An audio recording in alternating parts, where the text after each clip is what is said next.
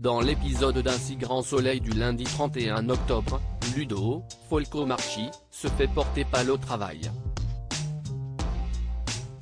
En réalité, il confie à Bilal, Malik et Lekal, qu'il va aider Jade Shemsoda à quitter le pays pour éviter qu'elle ne retourne en prison. Toutefois, il refuse de lui révéler ce qu'il s'est réellement passé. Jade, elle, téléphone à Julie, Sophie Starr, pour l'informer du fait que la police sait qu'elle a vandalisé la cave de Casil. Julie tente de convaincre son amie d'expliquer aux enquêteurs les raisons de cette vengeance, en vain. En larmes, Jade remercie Julie d'avoir été son amie et lui confie à quel point elle va lui manquer. Ludo rejoint ensuite sa chère et tendre sur un parking. Il lui a apporté des vêtements, des médicaments ainsi que de l'argent. Mais Jade tombe de haut en voyant la somme. Elle est persuadée que José le reseller, Guillaume Lançon, a arnaqué Ludo.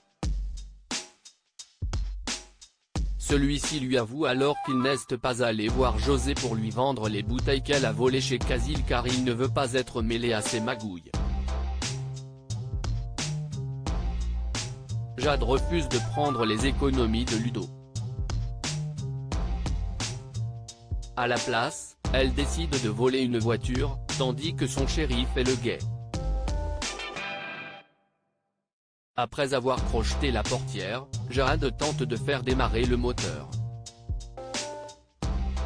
Ludo, lui, est assis à côté d'elle quand un homme les surprend et leur demande ce qu'ils font à l'intérieur de son véhicule.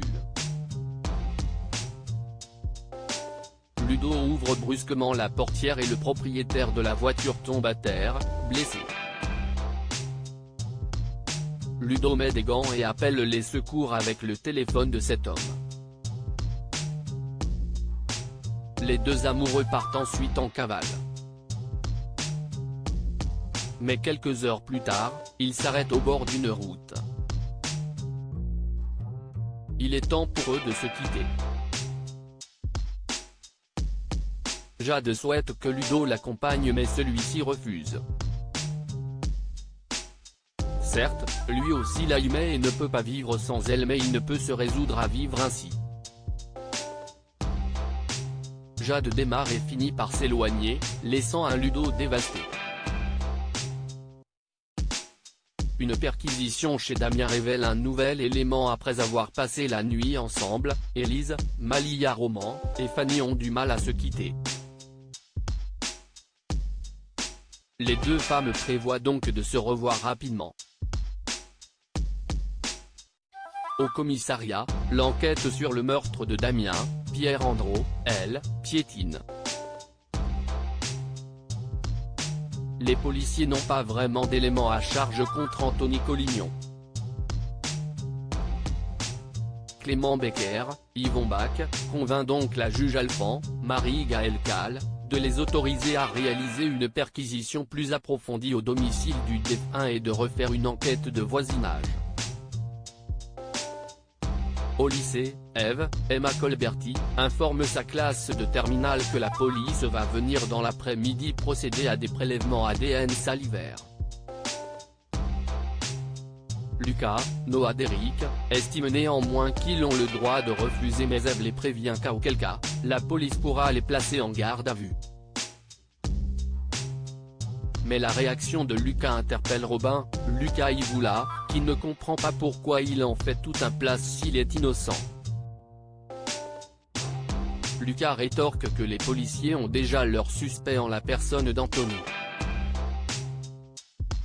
Thaïs, Lila Guiraud, fond alors en larmes. À la fin des cours, l'adolescente rend visite à son père qui lui jure ne pas avoir tué Damien. Thaïs lui présente ses excuses et se jette dans ses bras. À la paillote, Davia, Jennifer Dubourg-Braconi, apporte son soutien à Sofia, Marie-Clotilde Ramos-Ibanez, qui ne se remet pas de sa rupture d'avec Élise. Celle-ci rapporte d'ailleurs à son amie qu'elle a vu sa femme embrasser Fanny la veille et à quel point cela a été violent de les voir ensemble. Sofia veut absolument aller parler à Elise et espère que cette dernière réalisera qu'elle ne peut pas détruire sa famille de la sorte. Mais Davia lui déconseille de voir Elise. Elle tente d'ailleurs de faire comprendre à Sofia qu'elle devrait se préparer à l'idée que ce qu'il se passe entre Elise et Fanny n'est peut-être pas une simple aventure.